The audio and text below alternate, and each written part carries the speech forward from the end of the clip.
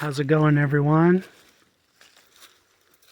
I'm just out here doing my daily chores, taking the sheep out to forage. I'm a sheep herder now, I guess. I gotta take these guys out to the pasture every day, take them out to go forage. We don't have fences up all around the entire property, so these guys can actually get out if they wanted to. So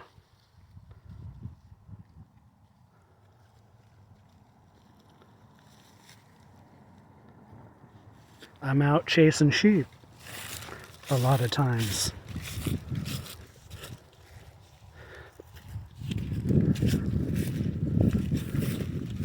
We'll walk up to the dam here, to the pond.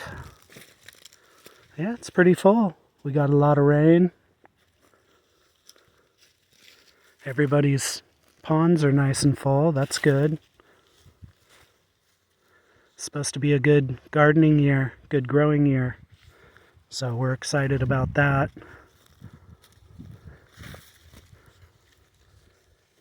I just wanted to share, I heard somebody talking about this thing they call a food 401k. And that's, if you think about it, that's kind of what we're doing here. We're trying to build up our food 401k. I mean, if you have an investment account with the company you work for, maybe a 401k or a 403b, if it's a nonprofit, maybe you have a job with the county and you have a county retirement, something like that. But when you get that money, who knows how much it's going to actually be worth? I mean, how much is it going to buy? We all see food prices going up. You know, prices of everything's going up. So when you get that retirement money, once you retire, how much are you actually going to be able to buy with it? I mean, is it, you know, that's where I get the concept of the food 401k.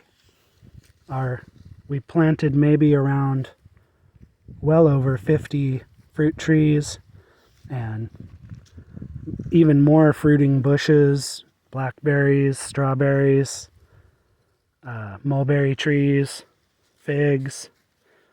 You know, we're probably not going to see a real big harvest from these things for maybe 2-3 years from now.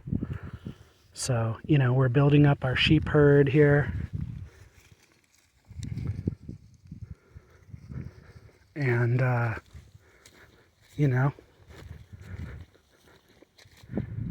beef and meat, and especially lamb.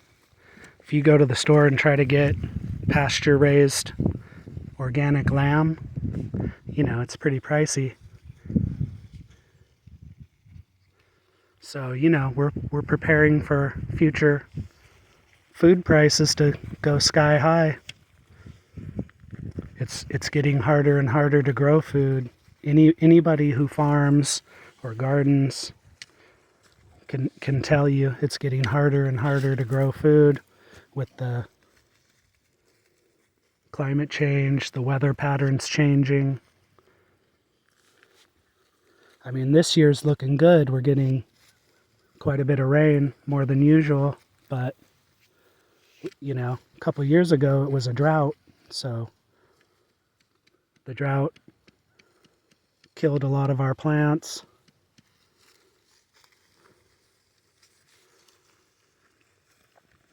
Guys, it's gonna get crazy out there. I mean, if you think food prices are going to come down, I'd just be interested to hear, you know, what would make food prices come down. You know, shipping costs are going up to ship the food. You know, if a war breaks out, there's going to be even more. I mean, just, you know, back in the thing that happened back in 2020, and you went to the supermarket and, a lot of items missing, prices were going up. I mean, people were selling toilet paper on,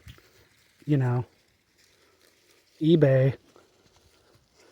I mean, so just consider the concept of a food 401k. Spending now to get your fruit trees in and learning to garden and getting your garden beds in and all these things are going to set you ahead when, food prices go sky high. You'll have food, or you'll at least have some experience in raising and growing food. It's the knowledge that's important as well, because we can see with food prices and shipping things from, halfway around the world to get food here, all the chemicals they have to spray on it to keep it fresh at the supermarket. You'll be ready for all that. You may not get a lot right away, but it's just like a 401k. You don't get it until you retire, So it's a long-term investment. And investing in food is going to be huge. That's why all the rich are buying farmland right now. Bill Gates and others, many others. Guys, Mark Zuckerberg just bought a huge property in Hawaii. He's building a sustainable orchard compound, including an underground bunker. So, the rich know what's coming. And I mean, really, anybody who's been paying attention at all knows, can see what's going on with food. So, I mean, start a little garden. Even if you don't get much, you're getting experience in growing and raising food.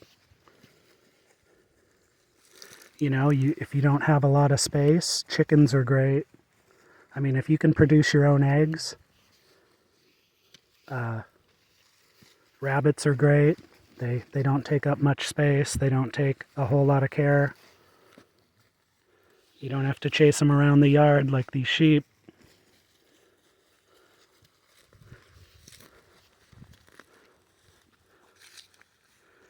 But we're working on getting things fenced more. We just built them their own pen that we keep them in at night, so they're safe. They can't run away at night, at least. So I just get them out during the day and take them out to go graze. They mainly, I mean, they can live entirely on grass and forage. You really don't have to feed them anything. Sometimes in the winter when it's really snowy and there's really nothing, then we give them hay, we give them some grain, but for the most part, they just walk around and eat grass, leaves, brush, whatever. If you're looking for a farm animal we've done cows, pigs, pretty much everything, and sheep have been the best overall. Way less feed cost, way less. And they pretty much take care of themselves. So guys, I'm going to leave it there. If anyone's watching this, that is, get your food 401k going. Start investing a little bit in your own food production. It'll offset your bills later. If you end up losing a job or something happens, you have something to provide food. So Hope everyone's getting their gardens going this summer.